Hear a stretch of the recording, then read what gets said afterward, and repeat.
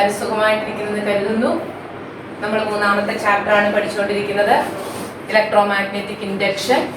Last ക്ലാസ്സിൽ നമ്മൾ transformer വരെ പഠിച്ചു. നിങ്ങൾ അതൊക്കെ പഠിക്കുന്നുണ്ടോ? എനിക്കറിയത്തില്ല. വിക്ടേഴ്സ് ചാനലിൽ മ്യൂച്വൽ ഇൻഡക്ഷൻ ആയിരുന്നു കഴിഞ്ഞ ദിവസത്തെ ക്ലാസ്. കൺഫ്യൂഷനൊന്നും വരരുത്. ടെക്സ്റ്റിനകത്ത് കിടക്കുന്നത് പോലെ അല്ലായിരുന്നു അതിനകത്തെ ആദ്യത്തെ എക്സ്പെരിമെന്റ്സ് ഒക്കെ കാണിച്ചത്. നിങ്ങൾ സൗകര്യത്തിന് ടെക്സ്റ്റിലെ പോലെ തന്നെ അങ്ങ് പഠിക്കുക. അപ്പോൾ ഒന്നുകൂടെ നോക്കുക. ഫസ്റ്റ് ടോപ്പിക് ചാപ്റ്ററിന്റെ പേര് ഇലക്ട്രോ മാഗ്നറ്റിക് ഇൻഡക്ഷൻ ആയിരുന്നു. അതെന്താണെന്ന് നമുക്കറിയാം. അടുത്തത് നമ്മൾ മ്യൂച്വൽ ഇൻഡക്ഷൻ പഠിച്ചു. അത് വെച്ച് പ്രവർത്തിക്കുന്ന വർക്കിംഗ് പ്രിൻസിപ്പിൾ ആയിട്ടുള്ള ഒരു ഇൻസ്ട്രുമെന്റ് ആണ് ട്രാൻസ്ഫോർമർ. അതിന്റെ സ്റ്റെപ്പ് അപ്പ്, സ്റ്റെപ്പ് ഡൗൺ, അതിന്റെ വേരിയേഷൻസ്, അതിന്റെ ഇക്വേഷൻസ്, ഇതെല്ലാം നമ്മൾ പഠിച്ചു. ഇമ്പോർട്ടന്റ് ടോപ്പിക്കാണ്, പരീക്ഷയ്ക്ക് എപ്പോഴും ചോദിക്കുന്നതാണ്.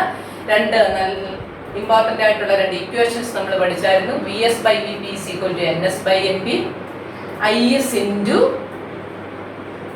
V S is equal to I P into V P. അപ്പൊ ട്രാൻസ്ഫോർമറിലെ പവർ നഷ്ടമില്ല, പ്രൈമറിയിലെ സെക്കൻഡറിയിലെ പവർ ഈക്വൽ ആണ്. അതിനകത്തെ പ്രോബ്ലംസ് ഒക്കെ ചെയ്യണമെന്ന് പറഞ്ഞു. ഡൗട്ടൊന്നും ചോദിക്കാൻ ആരും എന്നെ വിളിച്ചില്ല. അപ്പൊ നമ്മൾ അടുത്ത ഒരു കൊച്ചു ടോപ്പിക്കിലോട്ട് പോവുകയാണ്. ശ്രദ്ധിച്ചിരിക്കുക. ഇലക്ട്രോ മാഗ്നറ്റിക് ഇൻഡക്ഷനില് EMF ഇൻഡ്യൂസ് ചെയ്യുന്ന പ്രോസസ് ആണല്ലോ. എന്തൊക്കെ വേണമായിരുന്നു? ഓർമ്മയുണ്ടോ? ഒരു കോയിലും ഒരു മാഗ്നറ്റും മതി നമുക്ക് കറണ്ട് പ്രൊഡ്യൂസ് ചെയ്യാൻ.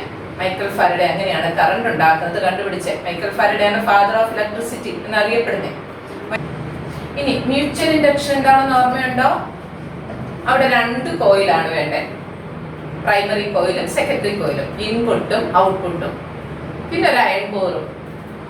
ഒന്നിലൂടെ കറണ്ട് കടത്തി വിടുമ്പോൾ മറ്റേ സർക്യൂട്ടില് EMF ഇൻഡ്യൂസ് ചെയ്യുന്നു.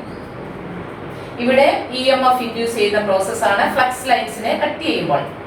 ഇവിടെ അത് തന്നെയാണ്, അല്പ വ്യത്യാസം ഉണ്ടെന്നേ ഉള്ളൂ. രണ്ട് കോയിൽ എടുക്കുന്നത് കൊണ്ടാണ് അങ്ങനെ പറയുന്നത്.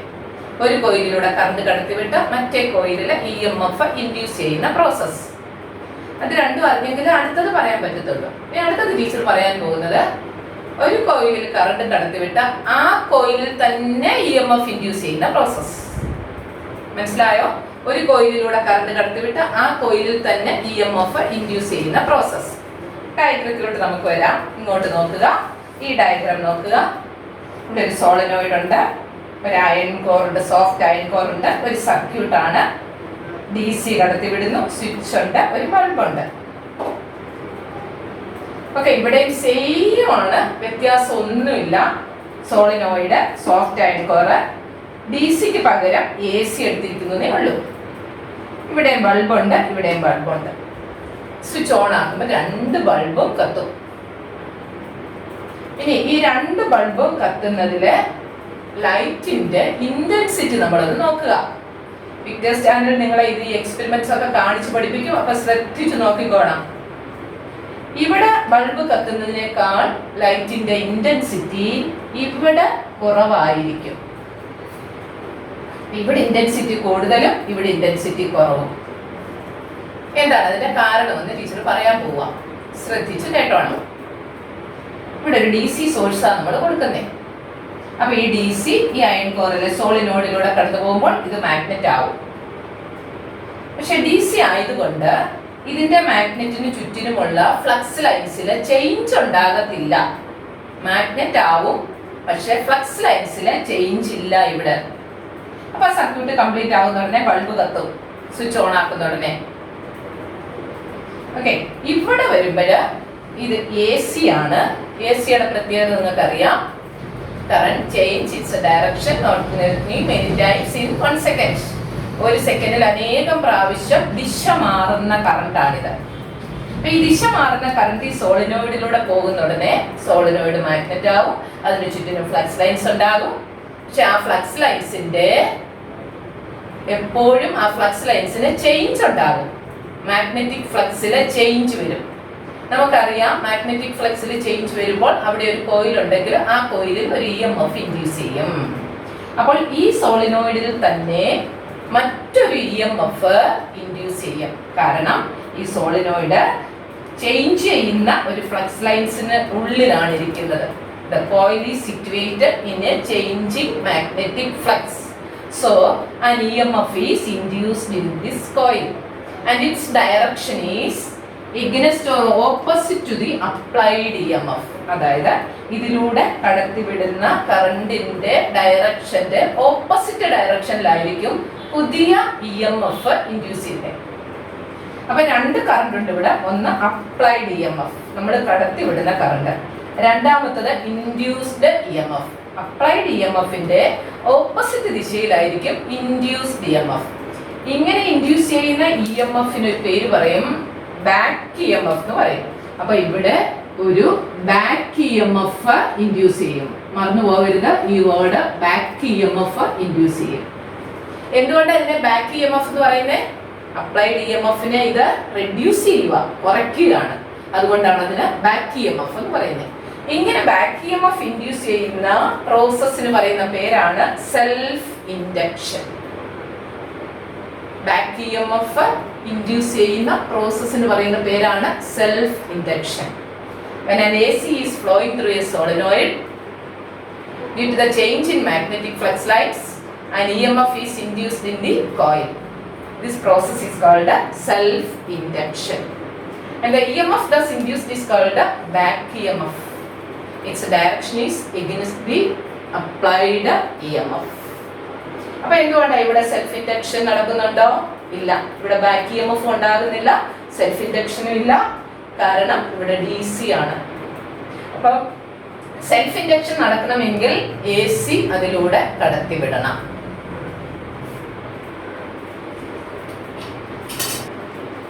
ഇവിടെ രണ്ടിടത്ത് നമ്മൾ സോഫ്റ്റ് അയൺ കോർ വെച്ചിട്ടുണ്ട്. ഈ സോഫ്റ്റ് അയൺ കോർ ഇല്ലെങ്കിൽ പോലും ഈ സെൽഫ് ഇൻഡക്ഷൻ നടക്കും. പിന്നെ സോഫ്റ്റ് അയൺ കോർ വെക്കുമ്പോൾ അതിന്റെ പെർമിയബിലിറ്റി വളരെ കൂടുതലാണ്. അപ്പോൾ അതും ഒരു മാഗ്നറ്റ് ആയിട്ട് മാറിയിട്ട് ഫ്ലക്സ് ഡെൻസിറ്റി കൂട്ടാൻ വേണ്ടിയാണ് സോഫ്റ്റ് അയൺ കോർ വെച്ചിരിക്കുന്നത്. അപ്പൊ സോഫ്റ്റ് അയൺ കോർ വെക്കുന്ന ഉടനെ ബാക്ക് EMFന്റെ അളവ് കുറച്ചുകൂടെ കൂടും. സോളിനോയിഡ് മാത്രമാണെങ്കിലും ബാക്ക് EMF ഉണ്ട്, ഇന്റൻസിറ്റി കുറയും.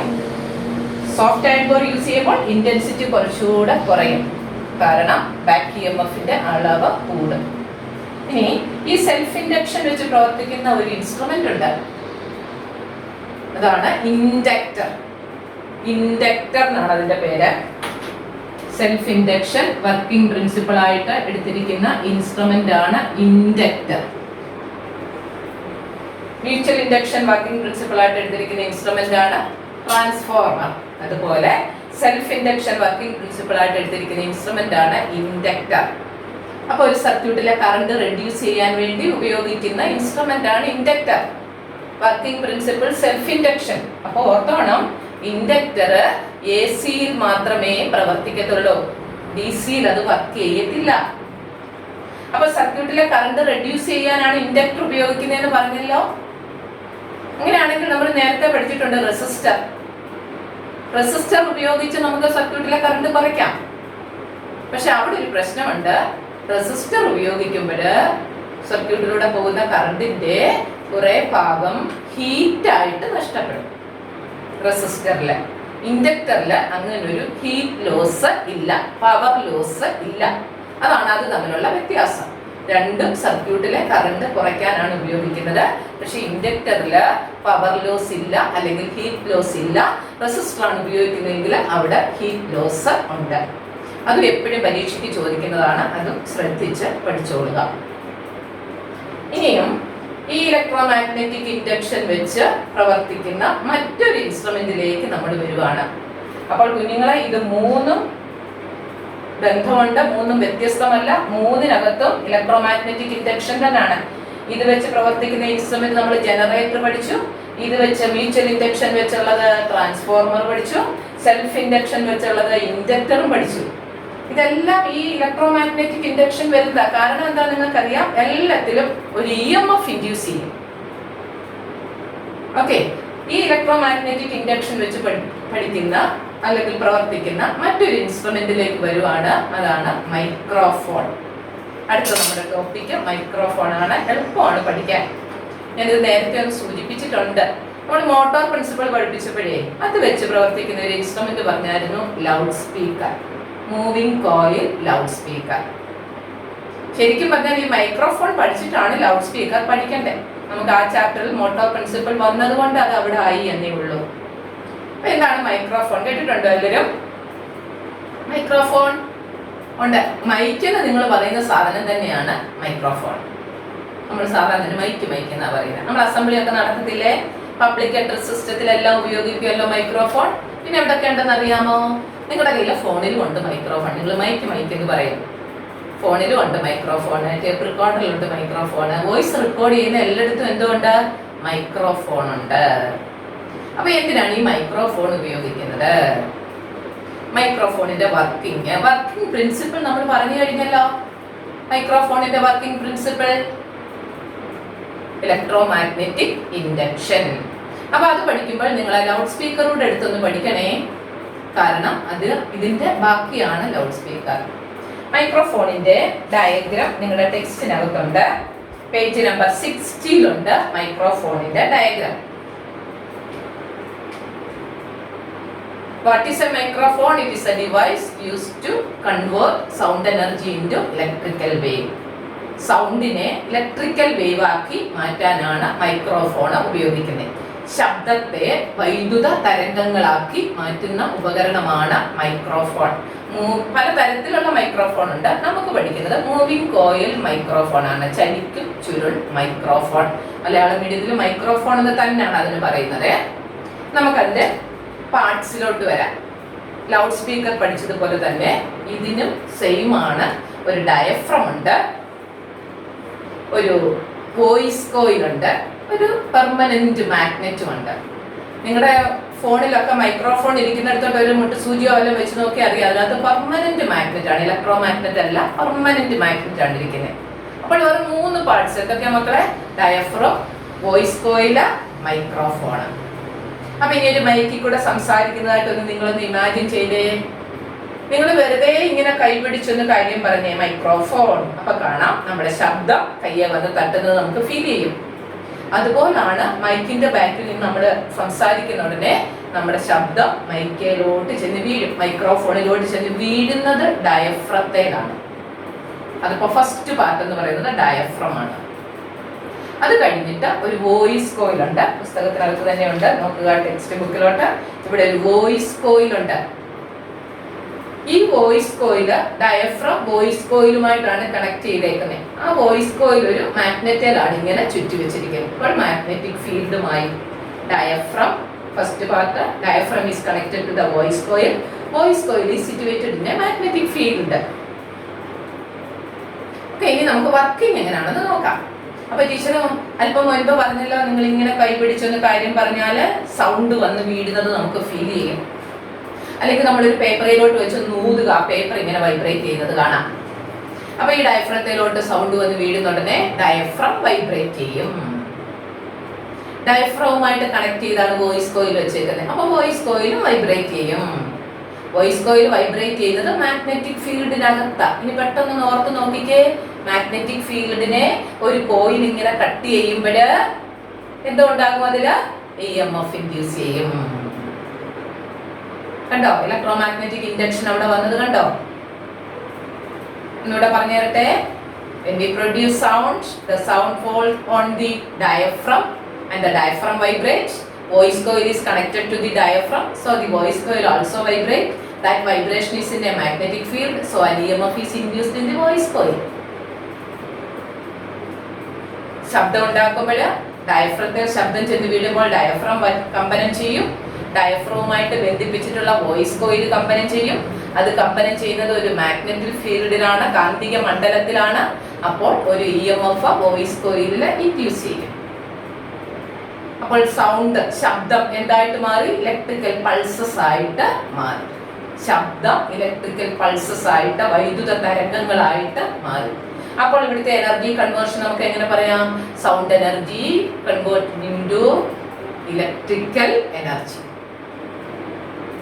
ഈ സൗണ്ട് ഒരു വിധത്തിൽ പറഞ്ഞാൽ മെക്കാനിക്കൽ എനർജി തന്നെ അല്ലേ? വൈബ്രേഷൻ നടക്കുമ്പോഴാണല്ലോ, ഡയഫ്രത്തിൽ വൈബ്രേഷൻ നടക്കുമ്പോഴാണ് ഇലക്ട്രിസിറ്റി ഉണ്ടാവുന്നത്. അപ്പോൾ വേറൊരു രീതിയിലും പറയാം, mechanical energy is converted into electrical energy. രണ്ടും കറക്റ്റ് ആണ്.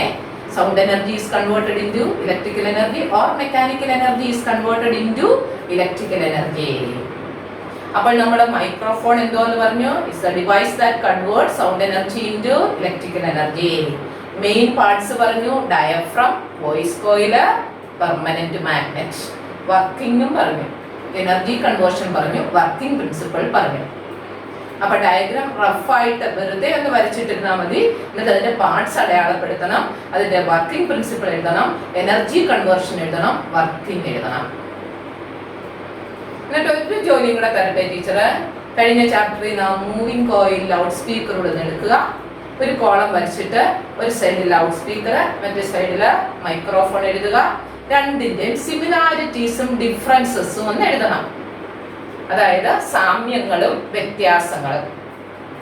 അതിന്റെ സ്ട്രക്ചർ, ഘടന ഒരുപോലാണ് എല്ലാത്തിന്റെയും. രണ്ടിന്റെ ഘടന ഒരുപോലെ. രണ്ടിലും ഡയഫ്രം ഉണ്ട്, രണ്ടിലും പെർമനന്റ് മാഗ്നറ്റ് ഉണ്ട്, രണ്ടിലും വോയിസ് കോയിൽ ഉണ്ട്. അപ്പൊ അതെന്ത് ചെയ്യണം? സാമ്യത്തിനകത്ത് എഴുതണം, സിമിലാരിറ്റിക്കകത്ത്.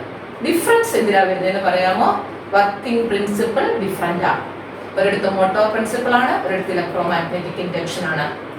പിന്നെ എനർജി കൺവേർഷൻ ഡിഫറെന്റ് ആണ്. ഇതിന്റെ നേരെ ഓപ്പോസിറ്റ് എനർജി കൺവേർഷൻ ആണ് ലൗഡ് സ്പീക്കറിൽ.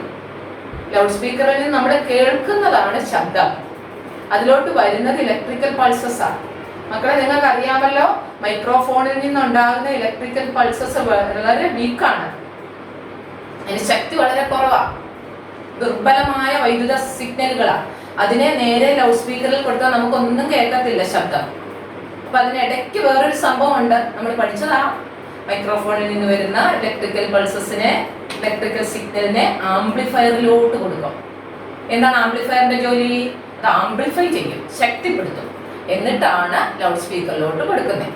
അപ്പൊ ഇത് ഒന്നിച്ച് വേണം പഠിക്കാൻ, മൈക്രോഫോണ്, ആംപ്ലിഫയർ, ലൗഡ് സ്പീക്കർ. അപ്പൊ ഇപ്പൊ നമ്മൾ അതെല്ലാം പഠിച്ചു. ഓരോന്നിന്റെയും ഒരു ചെറിയ ഡയഗ്രാം റഫായിട്ട് ബുക്കിനകത്തോട്ട് വരച്ചിടുക.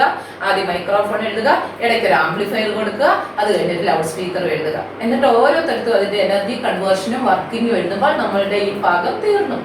ഇതിൽ ഏതെങ്കിലും ഒരെണ്ണം പരീക്ഷയ്ക്ക് ഉറപ്പായിട്ടും ചോദിക്കാം. അപ്പൊ സിമിലാരിറ്റീസും ഡിഫറൻസസും. ഡിഫറൻസസ് എന്തിലൊക്കെ ഉള്ളൂ? വർക്കിംഗ് പ്രിൻസിപ്പിളിലും എനർജി കൺവേർഷനിലും മാത്രമാണ് അതിന് വ്യത്യാസം. ഘടന അല്ലെങ്കിൽ സ്ട്രക്ചർ എല്ലാം ഇതിൽ രണ്ടിലും ഒരുപോലെയാണ്. അപ്പൊ നമുക്കൊരു മൈക്രോഫോൺ ലൗഡ് സ്പീക്കർ ആയിട്ട് വേണേ ഉപയോഗിക്കരുതോ? ഉപയോഗിക്കാൻ പറ്റും, തിരിച്ചു പിടിക്കണമെന്നേ ഉള്ളൂ ലൗഡ് സ്പീക്കർ. അപ്പോൾ ശബ്ദം ചെന്ന് വീഴുമ്പോൾ ഡയഫ്രം വൈബ്രേറ്റ് ചെയ്യും, EMF ഉണ്ടാകും, സൗണ്ട് ഇലക്ട്രിക്കൽ സിഗ്നൽ ആയിട്ട് മാറുകയും ചെയ്യും. Okay, thank you very much.